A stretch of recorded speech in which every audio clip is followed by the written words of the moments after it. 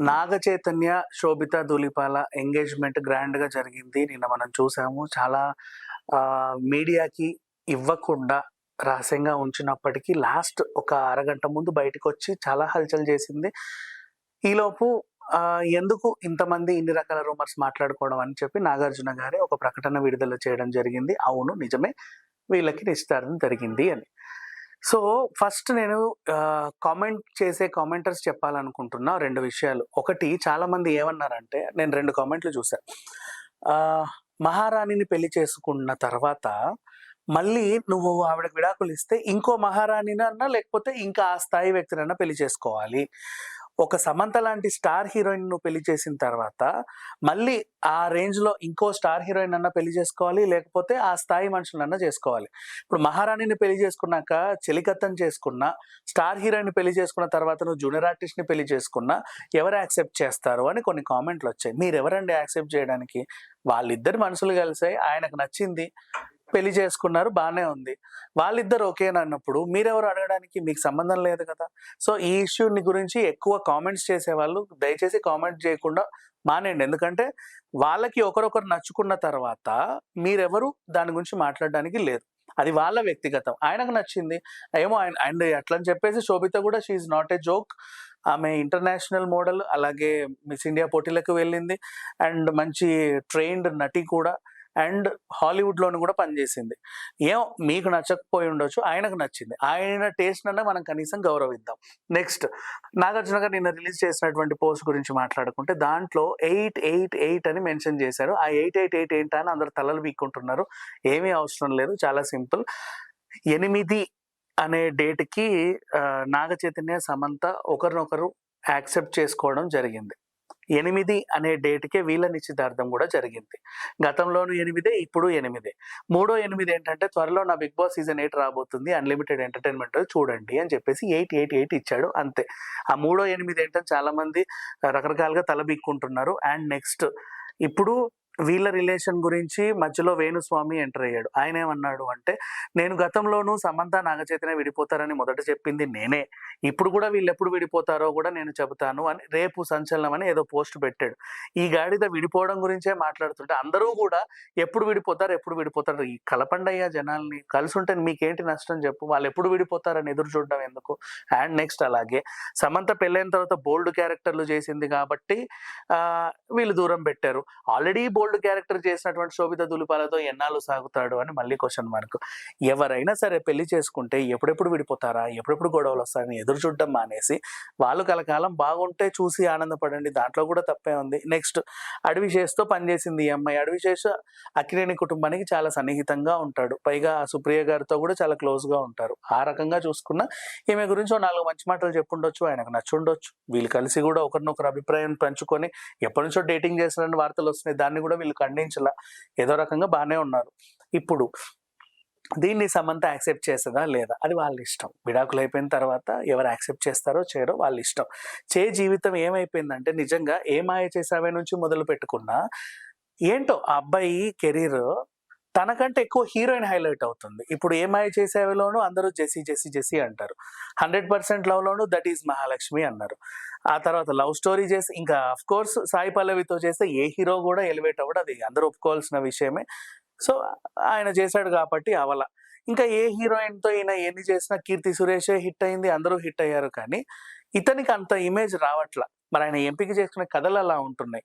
Hero centric సినిమాలు ఏదైనా చేపిస్తేనేమో flop ఇస్తున్నాడు. సో, ఒక్కొక్కరి కెరీర్ ఒక్కో రకంగా ఉంటది. ఏదో ఒక రోజు సద్దుమణుగుద్ది. అండ్ అట్లా అనుకుంటే 'దూత' వెబ్ సీరీస్ హిట్ అయిపోయింది. అంటే ఆయనకి తగ్గ సినిమాలు ఆయనకిస్తే వాళ్ళు అవలీలగా పోషిస్తారు. అన్ని రంగాల్లోనూ ఉండాలి అక్కినేని వారసుడు అనుకుంటే మాత్రం ఇలాగే ఉంటది. సరే ఆయన కెరీర్ పక్కన పెడితే ఇప్పుడు సమంత ఎలా స్పందిస్తది దీని గురించి అని అంటున్నారు. అప్పుడెప్పుడో 'ఏం మాయ చేసావే' టైంలో వీళ్ళిద్దరు పెళ్లి ప్రేమించుకున్నారు నిజమే. తరువాత పెళ్లి చేసుకోవాలి అనుకున్నారు. ఒకరినొకరు ఇష్టపడ్డారు. ఇద్దరు కుటుంబాలని కూడా ఒప్పించుకున్నారు. వాళ్ళ సాంప్రదాయం ప్రకారంగా అక్కడ పెళ్లి జరిగింది. వీళ్ళ సాంప్రదాయం ప్రకారంగా ఇక్కడ కూడా పెళ్లి జరిగింది. నెక్స్ట్ ఏం చేశారు? సమంత పూర్తిగా తెలుగింటి కోడలు అయిపోయిన తర్వాత వాళ్ళ దేవుడిని కూడా మర్చిపోయింది. ఇక్కడికొచ్చి అన్ని తెలుగు ఫంక్షన్స్ సెలబ్రేట్ చేసుకుంటా, అన్ని తెలుగు ఫెస్టివల్స్ సెలబ్రేట్ చేసుకుంటా, అన్ని గుడులు, గోపురాలు తిరుక్కుంటా, తిరుమలకి కాలినడకన చాలా సార్లు వెళ్ళింది. పళని సుబ్రహ్మణ్యేశ్వర స్వామి టెంపుల్‌లో మెట్టు మెట్టుకు దీపం పెట్టుకుంటూ వెళ్ళింది. ఈషా ఫౌండేషన్‌కి ప్రతిసారి వెళ్తది. మనం చూస్తానే ఉన్నాం. ఎప్పుడు ధ్యానంలో ఉంటది. ఏ గుడి కనిపించినా ఏదో రకంగా పూజ చేస్తానే ఉంటది. ఆధ్యాత్మికత ఎక్కువైపోయింది. అండ్ మామూలుగా మాట్లాడుకోవాలి అంటే, ఒక సాధారణ మనిషి క్రిస్టియానిటీ నుంచి హిందూయిజంకి వచ్చి అంటే హిందూ అని పెళ్లి చేసుకున్న తర్వాత, అంత ఈజీగా ఇక్కడ ఆధ్యాత్మికకి అంత గట్టుబడి ఉండడం అనేది సమంత వల్లే అయింది. ఎవరు నాకు తెలిసి చాలా రేర్ దేవుళ్ళని నమ్మడం, గుడులు, గోపురాలు తిరగడం, పూజలు, పురస్కారాలు చేయడం, హోములు, వ్రతాలు చేయడం ఇది చాలా రేర్. బట్ సమంత కలబడింది. అండ్ అలాగే నాగార్జున గారు ఒక బాధ్యత ఇచ్చారు ఆవిడకి బిగ్ బాస్ హోస్ట్‌గా. బిగ్ బాస్ హోస్ట్ అంటే ఓ శిల్పా శెట్టి, ఓ రమ్యకృష్ణ, ఓ ఫరా ఖాన్ లేడీస్‌తో పోలిస్తే. జెంట్స్ అంటావా ఒక నాగార్జున గారు, ఎన్టీఆర్ గారు, నాని గారు, అలాగే సల్మాన్ ఖాన్, అమితాబ్ బచ్చన్ ఈ రేంజ్ వాళ్ళు అంటే కమల్ హాసన్ లాంటి వాళ్ళు హోస్ట్ చేసేటువంటి అత్యుత్తమైన షో ఎవరు పడితే వాళ్ళు చేయరు. అదొక బరువైన పాత్ర.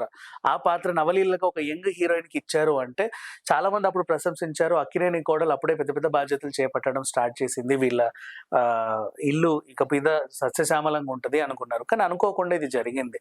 సరే పొరపొచ్చాలొచ్చాయి. దీనికి సమంత కూడా క్లారిఫికేషన్ ఇచ్చుకునేలాగా ఏం చేసింది, మొన్న 'ఖుషి' సినిమా క్లైమాక్స్‌లో ఏదో చెప్పడానికి ట్రై చేసింది. ఏమని 'ఖుషి' సినిమా క్లైమాక్స్ చూసుకుంటే 'ఖుషి' సినిమా కూడా ఇంతే బేసిక్‌గా.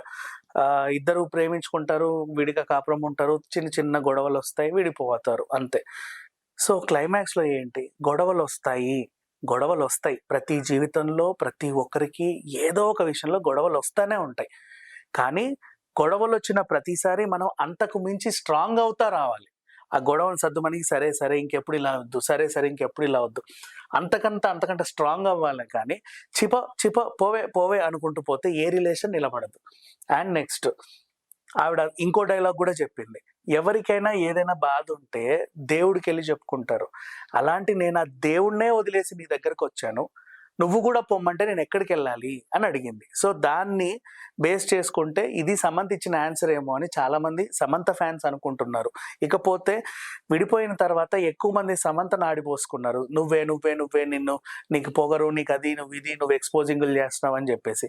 ఎందుకు సమంతని ఎక్కువ మంది తిట్టారు, ట్రోల్ చేశారు అంటే దానికి కూడా ఈజీ ఆన్సర్ ఏంటి, సమంత వచ్చినప్పటి నుంచి ఆవిడకున్న ఫ్యాన్ బేస్ ఇంతుంటే, అక్కినేని కుటుంబం పుట్టినప్పటి నుంచి వాళ్ళకున్న ఫ్యాన్ బేస్ కొండంత.